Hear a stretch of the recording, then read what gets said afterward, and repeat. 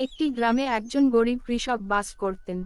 তার নাম ছিল রমেশ। তিনি ছিলেন অত্যন্ত পরিশ্রমী এবং সৎ মানুষ। রমেশের নিজের কোনো জমি ছিল না, তাই তিনি অন্যের জমিতে কাজ করতেন।